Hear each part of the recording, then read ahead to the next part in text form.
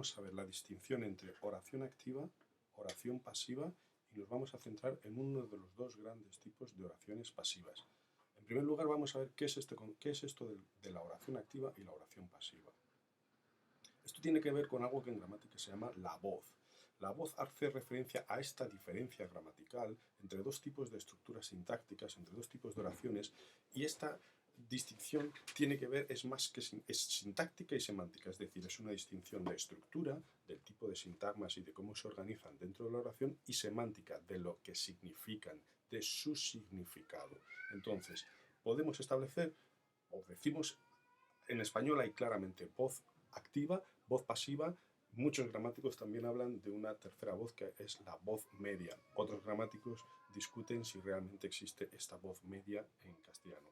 Nosotros vamos a ver las oraciones activas y las oraciones pasivas. La voz activa y la voz pasiva. Es lo mismo hablar de voz activa que de voz pasiva. Eso sintácticamente se manifiesta en oraciones activas y oraciones pasivas.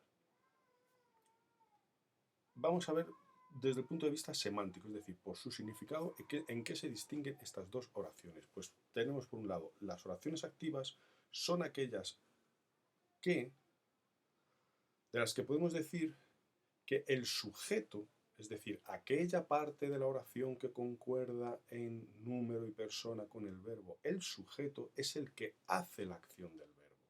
Lo que signifique el verbo, hay alguien o algo que hace esa acción. Ese es el sujeto activo, el sujeto agente. Agente por eso, porque hace la acción del verbo. Este tipo de oraciones en las que el sujeto hace la acción del verbo, hace la acción en un sentido muy general, no tiene por qué ser solo que hace, sino también que manda hacer. Estos son lo que se llaman oraciones activas. Sintácticamente, ¿qué elementos tienen que aparecer en las oraciones activas? Pues evidentemente un sujeto agente, es decir, un sujeto, algo que está concordando en número y persona con el núcleo del sintagma verbal, con el verbo, y, como dice aquí, es una función sintáctica y semántica al mismo tiempo. Por ejemplo, Andrés traerá el material necesario. Lo que tenemos aquí remarcado en negrita, Andrés, es sintácticamente el sujeto de toda esta oración porque está concordando con el verbo en número y persona. Tercera persona del singular. Andrés traerá. Andrés y Luis traerán.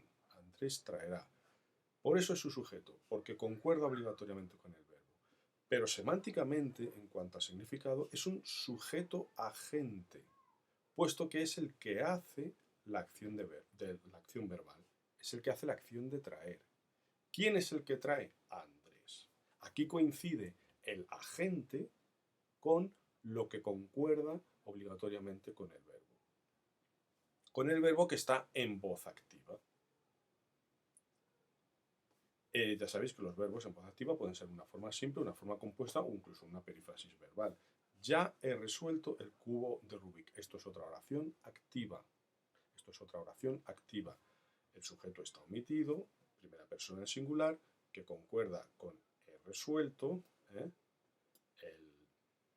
verbo, y es ese yo omitido es quien hace la acción de resolver, por lo tanto es un sujeto agente.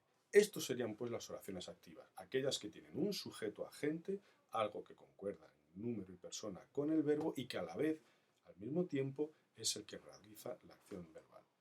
Por otra parte, tenemos las oraciones pasivas.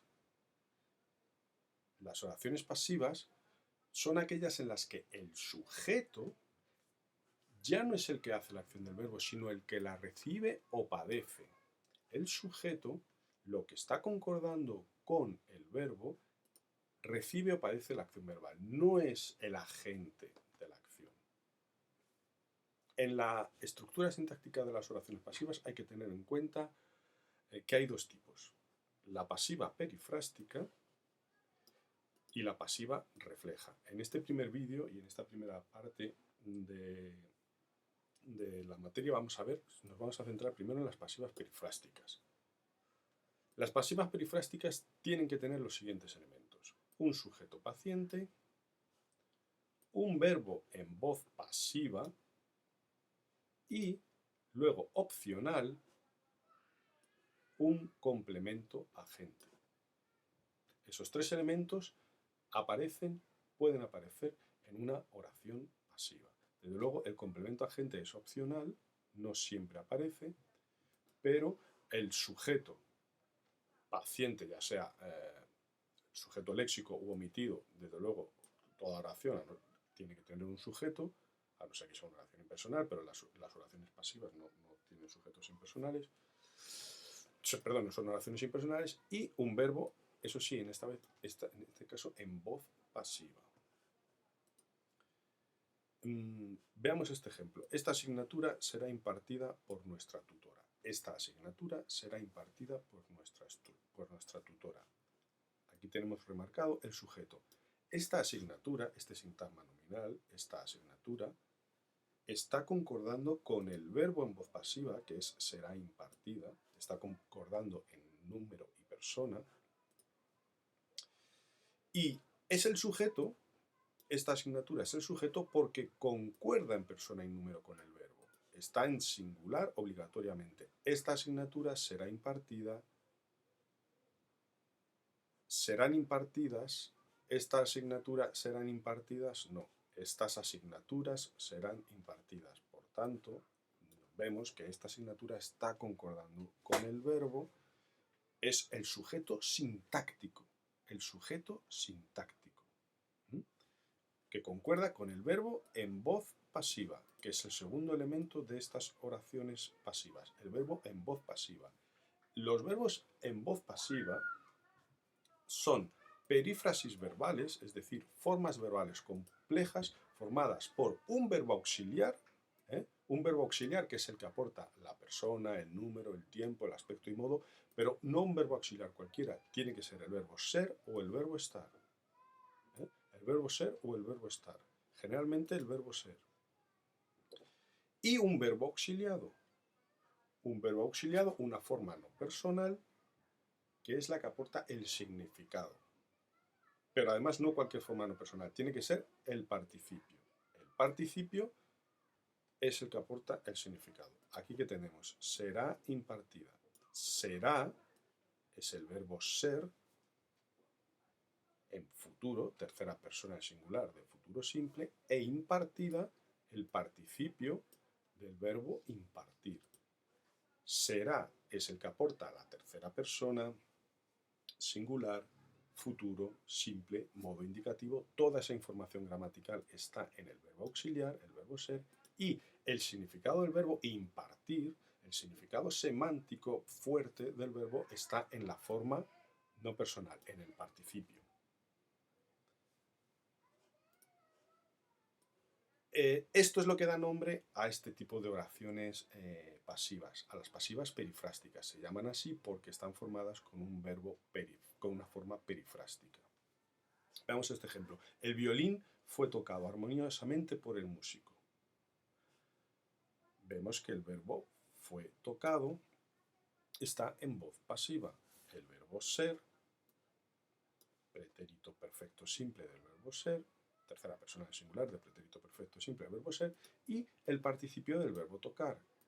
Esta parte de la perífrasis aporta la información gramatical de persona, número, tiempo, modo, aspecto y modo, y esta parte de la perífrasis es la que aporta el significado, el peso semántico del verbo tocar. Es el verbo tocar en su forma de pasiva perifrástica. ¿Y cuál sería aquí el sujeto? El violín. El violín es lo que está concordando con fue tocado, pero evidentemente el violín no es el agente de la acción tocar. El agente es alguien hace esa acción, en este caso el músico. Y este es el tercer elemento que a veces no aparece, generalmente sí, pero no siempre, el tercer elemento que tienen que tener las oraciones pasivas perifrásticas.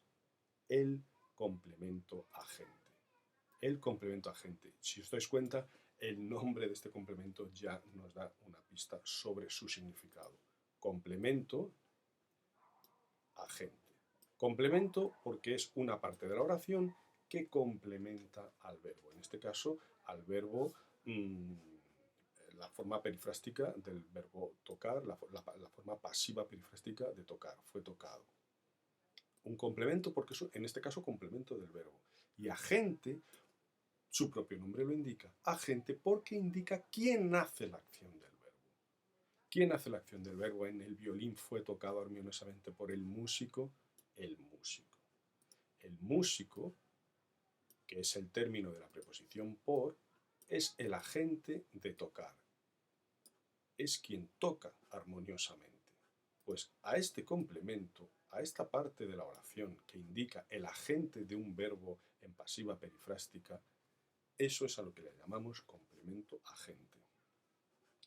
No es imprescindible, no es imprescindible para tener una oración pasiva, pero es muy frecuente. Y desde luego, si aparece el complemento agente, siempre tiene esta forma, siempre tiene que ser un sintagma preposicional y siempre encabezado por la preposición por. Siempre encabezado por la preposición por. El ladrón ha sido detenido por la policía. Aquí tenemos un ejemplo. ¿Cuál es la acción? Detener. La acción es detener. ¿Qué tenemos aquí? El verbo, la perífrasis verbal, ha sido detenido, que está formada por el verbo auxiliar, ser, aquí tenemos el presente compuesto del modo indicativo, ha sido, y el participio, detenido. Tenemos un sintagma que está concordando con ello. El ladrón ha sido detenido.